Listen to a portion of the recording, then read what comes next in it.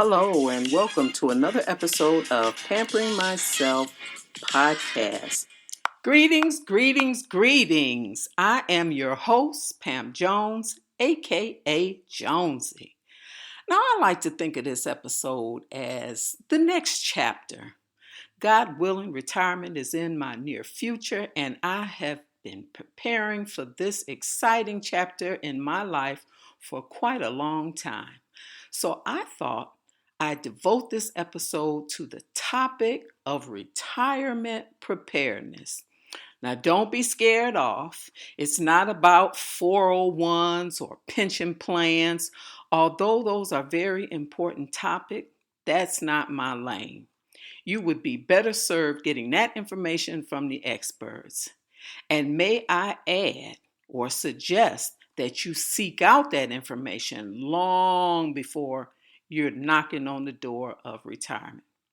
But what I like to share with you, as always, relates to health. Directly or indirectly, this may depend on how you view this information. So, are you curious? Let's do this. I was watching a news program about a month ago where they talked about the number of seniors who have and are re-entering the workforce. Now, we know this is true simply by observation. Think about it. The cashiers at the grocery stores, the department stores, the gas stations, some of the fast food restaurants, just to name a few, are staffed by seniors. Now, in my circle of travels, I'm seeing a lot more workers who are over the age of 65 now than I have in past years.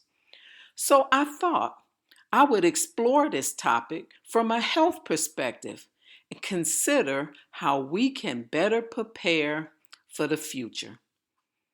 And if a side hustle, as the media referred to it, is needed to supplement your income or just give you something productive to do, it would be at the expense of your health or safety.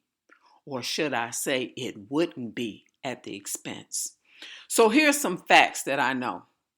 According to the Bureau of Labor Statistics, employment of workers aged 65 or older has grown by 117% in a span of 20 years, while employment of individuals 75 years or older has likewise increased by 117%. Now, I don't know about you, but I didn't necessarily consider ever working to the age of 75. And surprising to me, there's been a consistent increase in the percentage of older workers employed in full-time versus part-time. But they do what they have to do. So by that way of making us see these things from a different perspective, that is the purpose of this podcast. Now, the Bureau of Labor contributes to the increase of seniors working to the age because of this for a number of reasons. And most are baby boomers.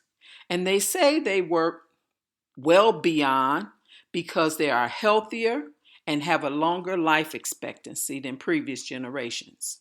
Okay, I'll agree with that. And because they're better educated, which increase their likelihood of staying in the labor force longer. Well, that's a possibility as well. And because of the changes of the Social Security benefits and employment retirement plans, ding, ding, ding, ding, that to me would be the number one reason. Out of necessity. Because the Social Security and retirement plans have really fallen down and people are not able to keep up with the cost of living. For those I personally know, it is economics. Even if they have done everything right, over time, the cost of living, food, clothing, shelter, medications, the cost of health care, and the list can go on, could eventually eat up their savings, which in turn is a major reason seniors are forced back into the workforce, even if they have health challenges. Now, I'm a witness thus far to the many times that I have gone to the grocery store personally in my neighborhood and saw cashiers struggling to bag groceries, barely able to walk. And it is so heartbreaking because you see them standing behind the cash register and they have to stand on their feet all day unless they're on break or lunch and then bag your groceries. And some are truthfully struggling. So seniors are not only putting their health at risk, but their safety. And this depends on their own mobility. Either driving back and forth to work in climate weather. Think about the ice and the snow, the wintertime. If you live in states like that, there's a potential for slip and falls, whether they're trying to get ready at home or whether they're trying to get ready or move around at work. It's just a hazard. And it's really a shame that after working all your life and paying taxes and contributing to the economy, that during a time in your life when you really need health care the most, the cost of health care and medications are continuing to skyrocket.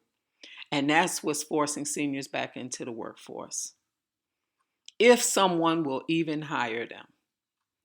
So how can we, as a society or as individuals, better prepare for this turn in our life? Now, when I try to talk to the young folks, and particularly in my family, they're really not concerned because in their mind, they have time. Well, that's how young folks think. That's how we think when we were younger. I know that's how I did. If somebody was to come up to me and say something about retirement when I was in my 20s, I would look at them like they were crazy.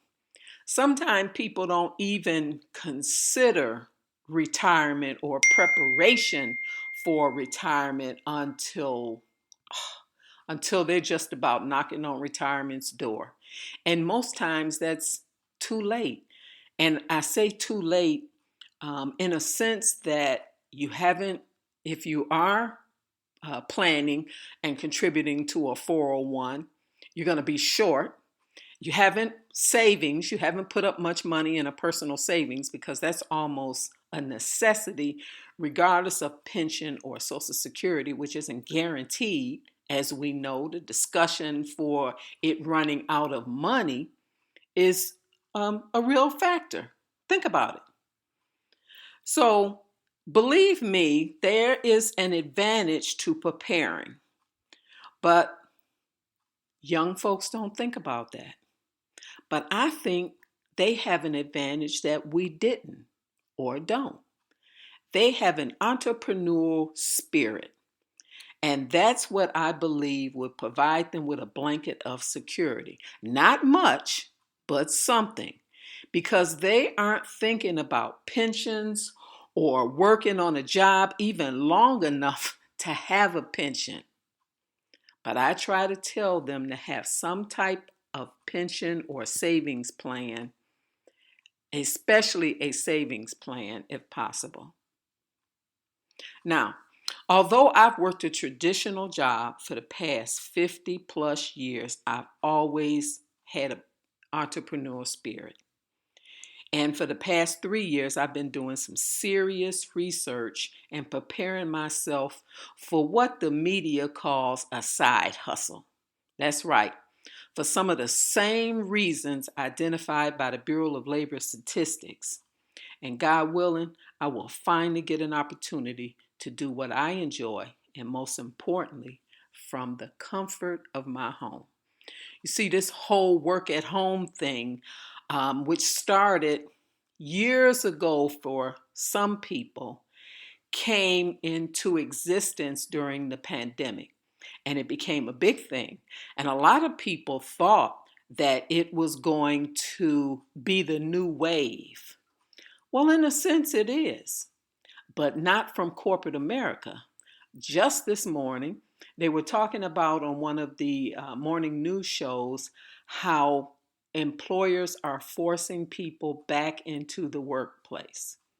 And it only makes sense when they are paying rent, when businesses are losing money, surrounding restaurants and places that relied on people coming to work every day.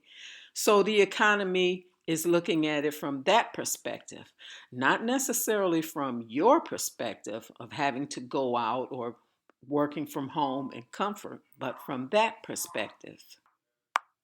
I read an interesting article written last August by the Council for Retirement Security confirming the concept of retirement has changed over the past few decades for some of the same reasons previously mentioned.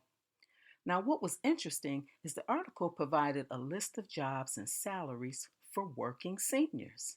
However, I'm sure the salaries have been updated. Now, the most popular jobs at the time this article was written was number one, tutoring at $22.33. Number two was customer service rep at $12.85. And number three was pet sitting at $11.95 an hour. Now, I found some others without salaries, such as consulting or landscaping, online teaching, content creation, podcast editing, resume writing, online workshops, travel agents, event plans, handcrafts and arts, and the list was endless. Now, we live in an age where, though technology, no matter what your passion is or what you do in your work life, you can utilize those skills to create an online presence. Think about it. Where do you go for information? Most often, the internet, be it Google, YouTube, or one of the many online platforms like Unity or Skillshare. So, with that time, with a little time, proper planning, maybe a few self help classes or courses in technology, your side hustle is just a click away. But don't wait, because part of the retirement planning is not only about finance, it's also about your mental health. What will you do with your time? If you're a person who is active and outgoing, not having a plan could lead to depression and or unhealthy habits, creating or adding to your health issues.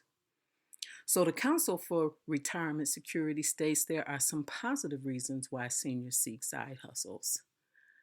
Staying active and engaged. It keeps them mentally and socially active, providing a sense of purpose and a connection, especially if they live long. Extra money. It allows them to pursue their passion or interests by exploring hobbies or interests they didn't have time for or couldn't afford during their primary careers. This will be a great time to get involved with your local recreation or learn something new. I have one of my friends who said her and her husband are going to learn to do some dancing. That would be something that is just interesting. So, a side hustle would pay for some of those extra activities. Then there's the financial freedom to reduce financial stress, pay off debts, or afford travel and leisure activities. That's my goal. Travel. I love cruising. Only discovered it within like the last 10 or 15 years, and I'm obsessed. So I'm looking to at least cruise once a year. And of course, helping families. To support family members, such as helping them with grandchildren, expenses, or contributing to special occasions. My great niece just got married back in July, and there was a big expense which my sister was able to help her with. Hopefully, you got the message because we don't know what the future holds for any of us. Today, we can be great, on top of the world. We can have a high paying job, be in perfect health, a well funded pension plan, excellent health care plan, and money in the bank. And believe me, that is truly a blessing.